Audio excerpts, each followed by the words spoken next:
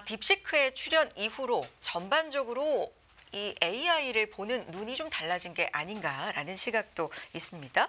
여기에 더해서 중국에 대한 이야기, 일본에 대한 이야기까지 좀 여쭤보도록 하겠습니다. 모셔볼까요?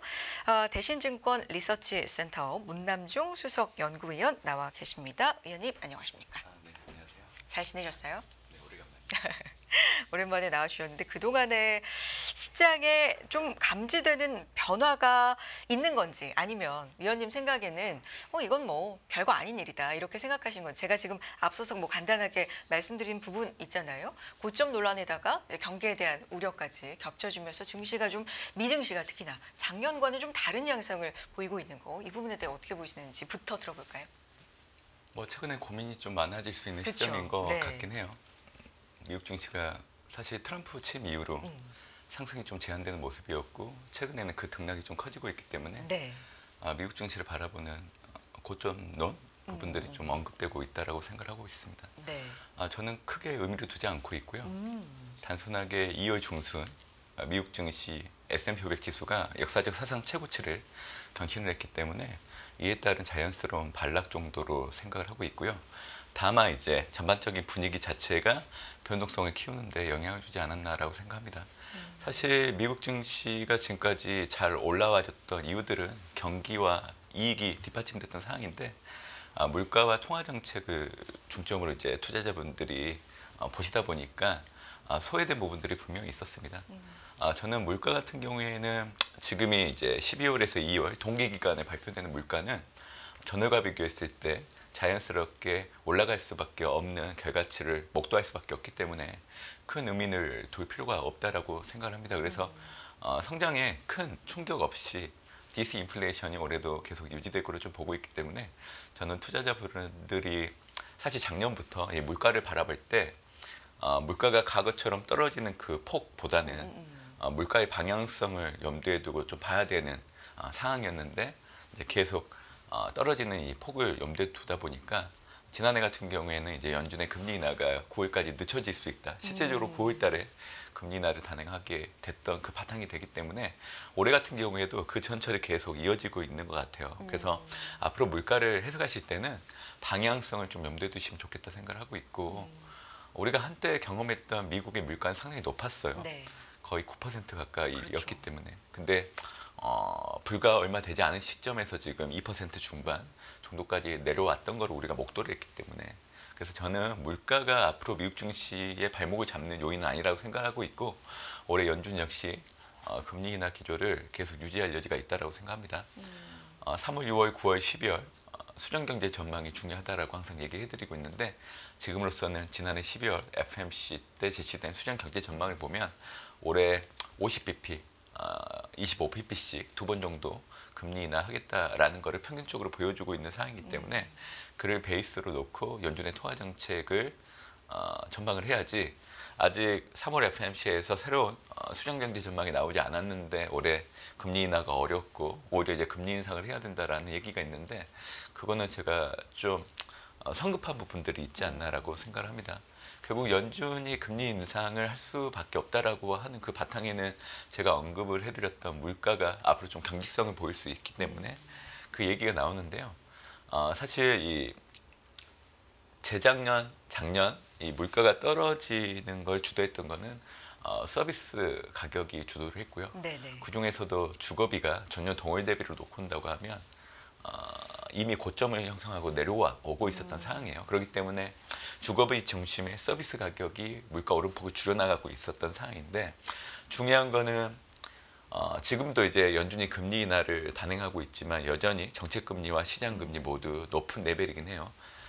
이런 상황이다 보니까 주거비를 구성하고 있는 세부 항목 중에 신규 임대료 지수라는 게 있는데 이는 연간을 놓고 봤을 때 이미 고점을 형성하고 큰 폭으로 내려오고 있는 상황입니다. 하지만 이게 주거비에 반영되는 시차가 계속 딜레이됐던 이유들 중에 하나는 신규 주택들을 구입하기보다는 기존의 임대 계약을 계속 갱신을 하다 보니까 이 신규 임대료 지수가 큰 폭으로 떨어졌음에도 불구하고 지금 현재 물가에 영향을 주는 게 그동안 계속 딜레이되어 왔던 상황입니다. 근데 연준이 금리 인하를 단행을 했기 때문에 이 시차가 조금씩 짧아지고 있거든요. 그래서 이런 상황들을 놓고 한다고 하면 사실 물가를 통해서 올해 연준이 금리 인하 못한다라고 굳이 앞서서 얘기할 이유는 없다라고 생각을 해요. 그래서 이런 저항들을 놓고 한다고 하면 미국 증시 단순하게 역사적 사상 최고치 경신한 이후 반락 정도라고 보고 있기 때문에 아마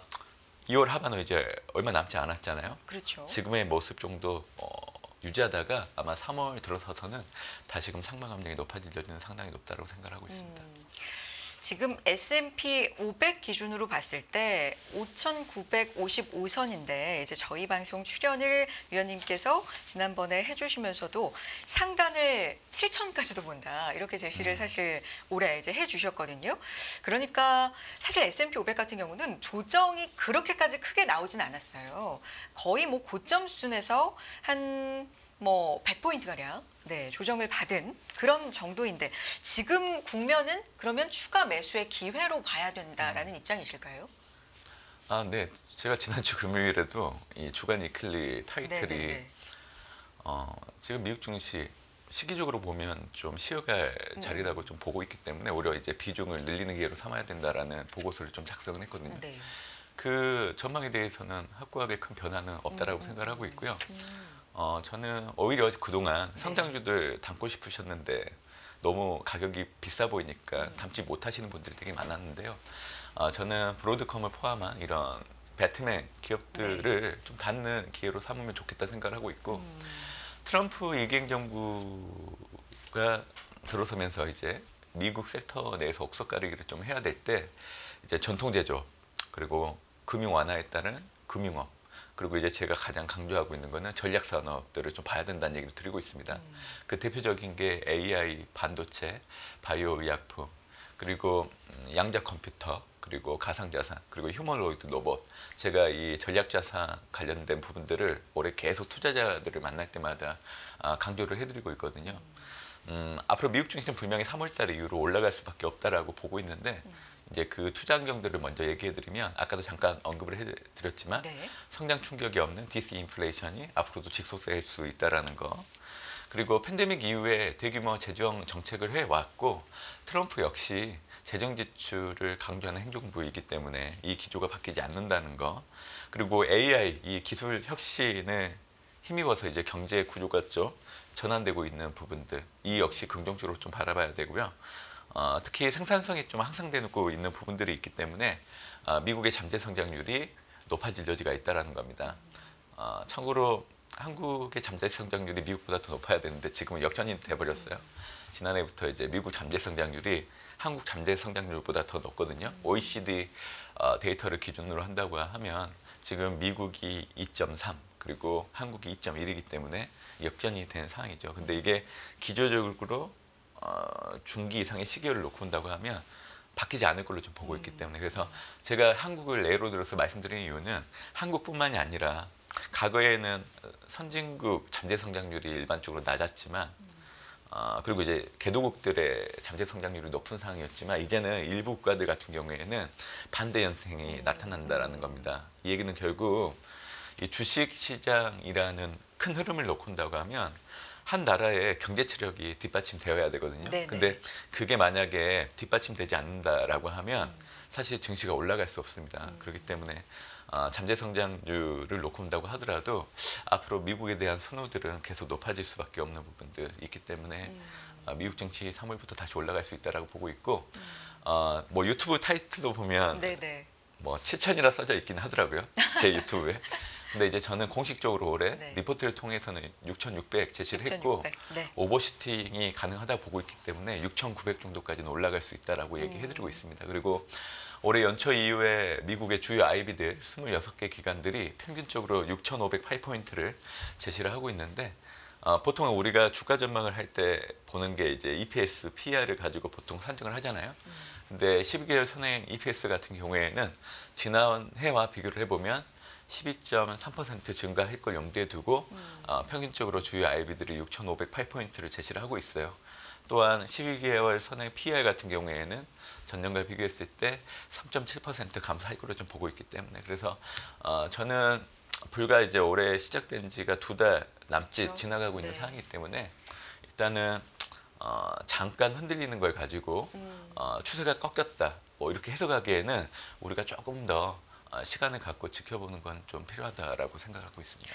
지금은 잠시 흔들리는 자리이고 6,900 정도까지는 보고 계신다라는 말씀 해주셨는데 사실 미증시가 2년 연속해서 이렇게 상승세를 갈 수 있었던 이유에는 경기가 굉장히 경제가 견조한 와중에도 이 AI라는 굉장히 맞아요. 강력한 거 중심으로 이제 훅 끌어올린 거잖아요. 근데 지금은 그러기에는 여러 좀 무거워진 것도 있고요. 네, 기업들의 주가가 좀 무거워진 것도 있고 여기에 뭐 딥시 퀘스천이라든가 좀 위협을 느낄 만한 여러 환경이 조성이 됐다. 과거와는 다르다라는 의견도 있을 수 있잖아요. 어떻게 보시는지요? 일단 과거 얘기 좀 드려야 될 것 네. 같은데요. 이 AI 관련해서는 우리가 그 혁명이라는 단어를 쓸 때 네. 그게 어떻게 전개됐는지를 보는 게 되게 중요할 네네. 것 같아요. 1989년도에 웹 브라우저가 출시되면서 그러니까 소위 인터넷이 출시되면서 그때 인터넷 혁명이 시작이 됐죠. 1800 그리고 나서 2007년도에 아이폰이 나오면서 이제 모바일 혁명이 시작이 됐고요. 그리고 2022년 오픈 AI의 챗 GPT가 나오면서 지금 우리가 경험하고 있는 AI의 혁명이 지속되고 있는 겁니다. 인터넷 혁명 같은 경우에는 그 지속 기간이 18년이었어요. 그리고 모바일 혁명 같은 경우에는 15년 정도 됐고, 그래서 AI 혁명 같은 경우에는 보수적으로 잡아도 한 13년 정도 보시면 될 것 같거든요. 그래서 우리가 이제 미래 산업들 전망할 때 이 전망치를 보면 대부분이 2030년 중반 정도 항상 이제 전망을 하잖아요. 그러니까 AI 혁명이 과거의 전철을 그대로 답습하지는 않겠지만 대략적인 그 방향성을 놓고 온다고 하면 2035년 정도까지는 지금 우리가 경험하고 있는 AI 혁명은 계속 유지되면서 미국의 잠재 성장률을 끌어올리겠죠. 생산성을 높이면서 결국 이를 주도하고 있는 기업들은 아까 얘기해드렸던 이제 뭐 매그니피센트 세븐이기 때문에, 그래서 저는 이 흐름들이 바뀌지 않는다라고 보고 있고, 특히 AI는 우리가 작년까지만 하더라도 엔비디아가 만드는 GPU가 서버로 많이 팔린다는 거. 네. 그러니까 AI 서비스 구현 단계를 놓고 온다고 하면 작년까지는 학습용이었는데 이게 올해부터는 추론용으로 바뀌면서 추론용이 가시화되기 시작을 할 겁니다. 이 얘기는 결국 이 학습용 인프라가 어느 정도 확충됐다라는 걸 얘기하는 거고요. 최근에 마이크로소프트도 역시 이 데이터 센터의 캐펙스 투자를 과거보다는 좀 줄이겠다라는 그런 보도들이 또 AI 시장에 대해서 좀 투자 심리가 위축되는 데 영향을 주는 부분들이 있었는데, 저는 그렇게 직관적으로 해석하지 말고 오히려 이 얘기는 학습용에서 추론용으로 가시화되는 부분들로 연결해서 보신다고 하면 더 긍정적으로 해석할 이유는 있다고 생각합니다. 그리고 반도체 쓰임도 이제 달라지죠. 이제 2세대 반도체라고 하면 주문형 반도체 ASIC, 올해 연초 이후에 브로드컴의 주가가 상당히 강세를 보였는데 브로드컴이 주문형 반도체를 하고 있죠. 그리고 이 주문형 반도체 ASIC의 단점은 만드는 데 오래 걸리고 한번 만들면 수정이 불가하기 때문에 이에 대한 단점을 보완한 게 FPGA입니다. 이거는 자일링스라는 기업이 인수한 AMD 그리고 인텔이 주도를 하고 있죠. 그래서 올해 같은 경우에는 작년에 전적으로 엔비디아가 AI 시장의 스포라이트를 전적으로 다 가지고 갔다라고 하면 올해부터는 2세대 반도체에 해당되는 브로드컴 그리고 AMD, 인텔 그리고 2세대 반도체가 적용되고 있는 제품들이 확장되기 때문에 네.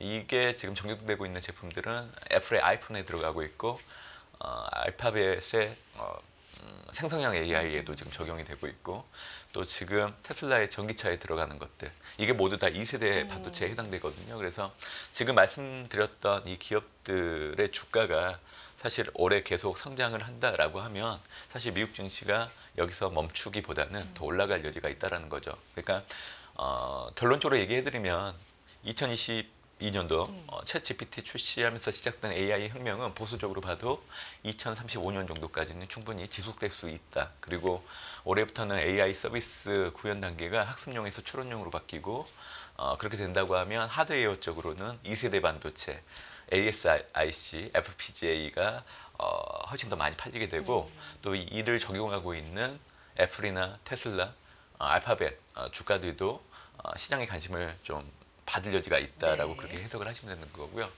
그리고 이제 하드웨어적으로 반도체의 그 형태가 바뀌는 걸 얘기해드렸지만 이 얘기는 결국 올해부터는 AI 하드웨어가 아니라 소프트웨어 쪽으로 좀 주도가 좀 바뀔 걸로 좀 보고 있기 때문에 최근에 팔란티어 주가 많이 떨어지고 있잖아요. 그렇죠? 네. 그러니까 이런 기업들도 추후에 좀 저점이 확인되는 걸 염두에 두고 좀 관심 있게 좀 보신다라고 하면 올해 또 수익을 거두는데 도움이 되지 않을까라는 생각도 해보고 있습니다. 인터넷 혁명이 한 18년, 모바일 혁명이 뭐 15년, AI는 13년으로 네네. 잡아주신다면 2035년까지는 지속될 거고 물론 그 안에서 세부적인 또 트렌드 변화는 그렇죠. 네, 좀 염두에 둬야 된다. 그런데 지금 이렇게 흔히 산업의 혁명 시기에는 투자 부분 있잖아요. 지금도 사실 과소 투자, 과대 투자, 과다 투자 이런 부분에 대해서 벌써부터 논란이 지금 일고 있잖아요. 물론 여기에는 계속 말씀드리고 있는 딥시크의 역할도 좀 있었던 것 같고요. 네. 이거는 어떻게 보세요? 지금은 계속 투자를 해야 될 시기다. 지금 뭐 마이크로소프트도 최근에 뭐 임대 계약 이런 문제로도 얘기가 많이 나오고 있는 상황에서 아무래도 딥시크가 던진 돌이 그렇게 작았던 것 같지는 않거든요. 그렇죠. 네. 한국도 보면 네. 딥시크 등장 이후에 네이버나 카카오 주가가 다시 또 상승하기 시작을 그렇죠. 했잖아요. 한국 같은 경우에는 이제 딥시크 같은 모델들을 뭐 개발하기보다는 네. 이제 중국의 딥시크 같은 것들을 좀 저렴하게 활용해서 사용할 수 있다라는 게 이제 주가가 올라가는 이유였기 네네. 때문에 저는 좀 그게 아쉽긴 하는데 아. 분명히 이제 딥시크 등장은 던져주는 시사점은 상당히 크다라고 네, 생각을 네. 해요. 결국 중국 같은 경우에도 구조적인 문제가 너무 많거든요. 그렇기 때문에 사실 딥시크가 등장하기 이전까지 올해 중국 증시를 혹시라도 전망을 하라고 하면 저는 되게 보수적으로 봤을 겁니다. 근데 딥시크가 등장을 했기 때문에 중국 전체 증시는 좀 상당히 제한될 여지는 있지만 미국의 매그니피센트 7 종목처럼 중국을 대표하는 M7 종목들이 있거든요. 그 관련된 종목들의 주가들은 디커블링, 그러니까 차별화가 좀 가능하지 않을까라는 시선으로 옮겨가기 시작을 했죠. 최근에 뭐 T10, 테리픽 10 이렇게 표현되는 네, 그 그렇게 종목들 표현하고 말하는 기술, 있죠. 중국 기술주. 맞아요. 예. 네네. 그래서 이 중국 AI 산업이 네. 앞으로 좀 계속 발전을 해 나간다고 하면 당연히 생산성 회복, 또 경제적인 이익을 높이는 데 영향을 줄 수 있다라고 생각을 하고 있고요. 중국의 AI 산업이 가지고 온 가장 기업이 해야 되는 부분들은 경쟁국인 미국 대비 저비용, 고효율, 그리고 개방형이라는 이 AI 경쟁 포지션을 구축했기 때문에 지금 양국이 현재 구축 중인 양자 컴퓨터, 우주항공 이런 차세대 기술 분야로 이를 확장시킬 여지가 상당히 높다라고 생각을 합니다. 그래서 저는 이 AI 산업 판도의 변화를 중국이 선도적인 입지를 구축할 여지도 높아졌다라고 해석할 수 있게 된 게 이제 딥시크의 등장이었다고 생각을 하고 있기 때문에 의미가 컸다라고 생각을 하고 있고요. 사실 미국이든 중국이든 그 외 국가들을 놓고 온다고 하더라도 사실 AI를 선도하고 있는 기업들의 투자는 분명히 해야 된다라고 생각을 해요. 중국 같은 경우에도 지난해 AI 플러스를 정부 업무 보고에 처음으로 삽입을 했고요. 네. 그리고 올해 들어서는 뭐 1월 달에 600억 이제 이안 내 AI 투자 기금을 형성을 해가지고 첨단 구기를 가속화하고 있는 상황이고요. 그리고 중국은 알고리즘, 계산 능력, 그리고 데이터라는 AI 3요소를 놓고 봤을 때 데이터에서 높은 경쟁력을 가지고 있는데 최근에는 알고리즘 경쟁력도 많이 상향 조정되고 있기 때문에 지금 중국과 이 미국 간의 AI 기술 격차가 조사하는 기간마다 좀 차이는 있지만 사실은 2022년도 기준으로 이게 1년 아래로 축소됐다라는 그런 보고서도 있기 때문에 앞으로 딥시크 등장이 가지고 온 중국 AI의 산업 변화에 대해서는 올해 중국 전체 증시는 별도로 떼어내고 투자자분들이 계속 지속적으로 관심을 가지셔야 된다라고 저는 생각을 하고 있어요. 딥시크 같은 경우도 지금 뭐 일정을 좀 앞당겨서 차기 추론 모델 R2를 공개할 예정이다. 뭐 이런 보도도 지금 나오고 있기 때문에 이런 부분들도 계속해서 좀 지켜볼 필요는 있어 보이는데 중국을 비롯해서요, 위원님. 그렇다면 지난해와 확실하게 1, 2월에 분위기가 좀 달라진 점이 있다면 네. 지난해에는 미국만 좋아. 미국만 가 이런 거였다면 올해는 미국이 조금 쉬어가는 동안에 다른 못 갔던 여타 국가들이 좀 더 수익률을 잘 내는 그런 현상들도 나오고 있는데 앞서서 초반에 말씀해 주실 때 근데 경제가 뒷받침되지 않으면 상승이 지속적으로 이렇게 꾸준하게 나오는 건 힘들다라고 말씀해 주셨으니까 그러면 1, 2월의 현상은 좀 일시적으로 봐야 되는 거지. 결국엔 뭐 미증시다라는 거지. 근데 미증시도 경기에 대한 지금 우려가 좀 나오고 있는 상황이니까 방향 잡기가 좀 어렵네요. 미국의 경기는 견고한 상황이고요. 최근 증시가 흔들리다 보니까 미국 경기를 바라보는 보수적인 시각들에 대한 의견들이 커지긴 하는데 미국의 경기 순환을 놓고 본다고 하면 NBER, 전미경제연구소가 공식적으로 항상 얘기를 할 수 있는 권한을 갖고 있습니다. 그래서 지난해 12월을 기준으로 놓고 본다고 하면 미국 경기 확장은 56개월째 지속이 되고 있고 이제 1980년도 이후 이제 미국이 경기 확장이 들어가게 되면 평균적으로 7년 1개월 정도 지속됐기 때문에 이를 적용을 해보면 2027년 6월 정도까지는 미국 경기는 확장 국면에 놓여 있습니다. 물론 확장 국면 하에서 등락은 있을 수 있는데 이를 가지고 미국 경기가 앞으로 하강 속도가 빨라지기 때문에 증시 역시 영향을 줄 수 있다라고 그렇게 해석하는 거는 저는 좀 섣부른 해석이지 않을까 생각을 합니다. 그래서 미국 경기는 견고하다라는 얘기를 꼭 강조를 해드리고 싶고요. 특히 한국 언론에서 과거 2년 전에 예전처럼 장단기 금리차 역전을 목도하고 나서 1년 뒤에 미국이 경기 침체에 들어간다라고 유독 상당히 많이 얘기를 했었어요. 유독 그랬었나요? 예, 근데 2년이 지나고 나서 네. 발표되는 경제 지표는 오히려 훨씬 더 잘 나왔거든요. 그래서 저는 그러한 상황들을 이번에도 네. 또 밟아나가지 않았으면 좋겠다고 생각을 해요. 물론 세부 항목 지표들을 보면 차이가 좀 있죠. 예를 들자면 저도 이제 이 미국의 경제의 근간인 소비를 놓고 본다고 하면 이 소비를 얘기할 때 우리가 초과저축액을 얘기를 해야 되는데 아마 초과저축액이 올해부터 소진이 되기 시작을 할 거예요. 이미 소진이 될 수 있는 상황이고요. 애틀란타 연은 같은 경우에는 사실 지난해 3월 달에 초과저축액이 소진됐다라고 발표를 했는데 지난해 3월 이후를 놓고 본다고 하면 그런 상황에서 소비 관련된 지표가 잘 나올 수가 없는데 소비는 예상보다 잘 나오는 구간도 있었고 했기 때문에 그래서 저는 연준의 초과저축의 데이터를 근간으로 해서 이를 전망한 모델이 있는데 이 모델을 세 가지 스트레스를 가지고 했었어도 네. 사실 지난해 같은 경우에는 초과저축액이 소진되지 않았던 상황이에요. 근데 올해부터는 초과저축액이 소진될 수 있는 한 해이기 때문에 작년과 비교를 해보면 소비 관련된 지표가 좀 둔화될 여지는 있다. 그 얘기는 좀 드리고는 싶어요. 하지만 전반적으로 미국은 경기 확장에 놓여 있기 때문에 올해도 연말까지 미국 증시는 계속 올라갈 수 있다라고 얘기하는 거고요. 뭐 최근에 신흥국 증시 수익률이 좋다 보니까 저 역시 신흥국을 주제로 한 방송 같은 거 좀 나가서 얘기하고 네네. 있는데 명확하게 얘기해드려요. 일시적이라고. 그리고 특히 한국 사람들이 최근에 이제 한국의 코스피가 좀 상대적으로 좀 많이 올라가다 보니까 올해 신흥국 투자를 해야 되지 않을까라는 쪽으로 좀 약간 분위기를 몰아가고 있는데 잘 생각을 해보시면 작년 4분기 12월 달에 상당히 좋지 않았잖아요. 이에 따른 자연스러운 반등 정도로 해석을 하시면 되고요. 한국 증시 같은 경우에는 지난해 12월 27일 탄핵 관련해서 1차 변론 준비 기일을 기점으로 원화 약세는 제한되고 코스피는 2,500선 하에 있다가 그때부터 저점을 형성하고 올라오기 시작을 했습니다. 그래서 지금 한국 증시는 전적으로 조기 대선 전 이 정치적인 이벤트에 연동돼서 움직이고 있기 때문에 이를 감안한다라고 하면 좀 시기를 길게 본다고 하면 조기 대선 결과 나오기 전까지는 지금 분위기가 크게 달라지진 않아요.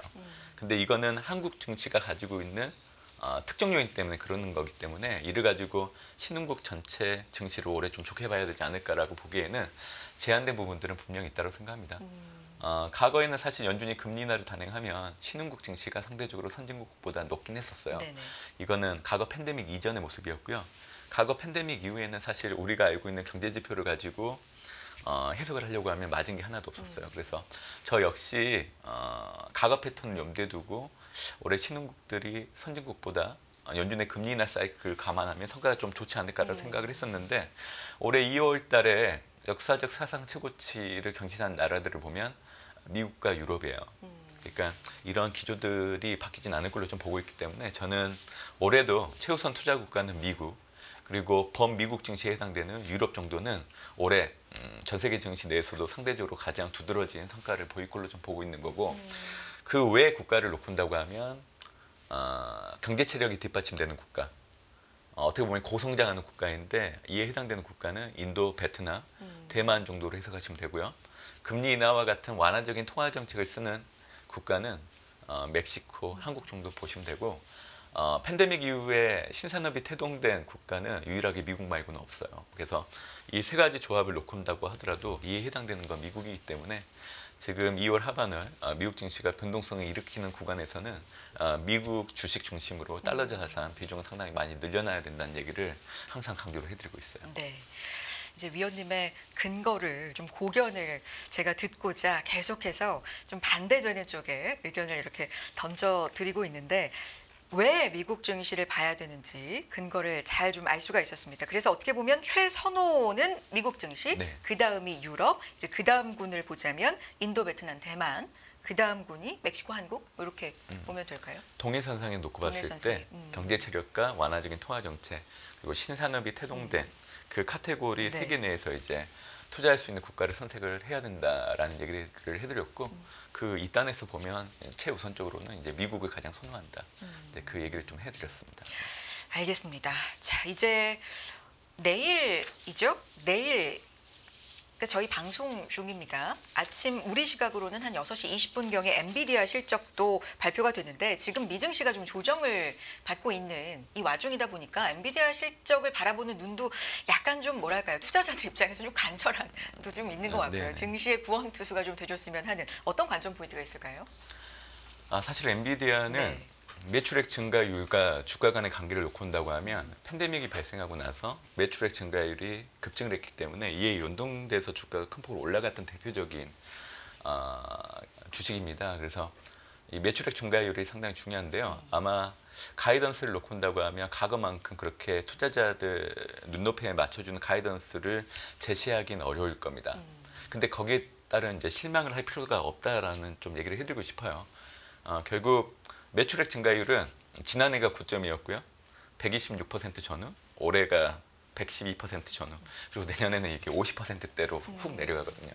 근데 이제 이 매출액 증가율만 놓고 본다고 하면 사실 올해부터 엔비디아 투자하면 되지 않겠다라고 생각할 수도 있지만, 제가 드리고 싶은 얘기는 매출액 증가율이 둔화된다고 하더라도 AI 구현 단계가 학습용에서 추론용으로 전환되기 때문에 엔비디아의 GPU 수요는 꾸준하게 계속 유지될 수밖에 없다라는 겁니다. 그래서 이번에 엔비디아가 이 가이던스 자체가 좀 신중한 입장을 내놓는다고 하더라도 AI 시장이 학습용에서 추론용으로 전환되고 있는 이 단계에서 놓고 본다고 하면 여전히 하드웨어 부분에서는 엔비디아의 GPU가 여전히 수요는 계속 지속될 수 있다는 거에 좀 초점을 두시면 좋겠다 생각을 해요. 그래서 저는 트럼프 취임하고 나서 관세가 예고보다 빨리 부과됐잖아요. 그렇죠. 저는 이제 그걸 부정적으로 해석하기보다는 잠재적인 리스크로 계속 상존하기보다는 이게 오히려 표면화되고 빨리 실행되는 게 불확실성을 해소하는 데 더 영향을 줄 수 있기 때문에 증시를 좀 긍정적으로 바라보는 요인이 될 수 있다라고 그렇게 해석을 했었습니다. 그래서 이번에 엔비디아 실적 역시 저는 단기적인 변곡점이라 봐요. 그러니까 지금 미국 증시는 안 좋지만 우리 엔비디아 실적 확인하고 나서는 생각보다 그렇게 나쁘진 않네라는 그런 해석을 통해서 미국 증시가 반등할 수 있는 여력은 충분히 계기가 될 수 있다라고 좀 생각을 하고 있죠. 그리고 중요한 거는 이제 엔비디아의 블랙엘, 사실 이 다음 단계는 또 루빈이라는 네. 거거든요.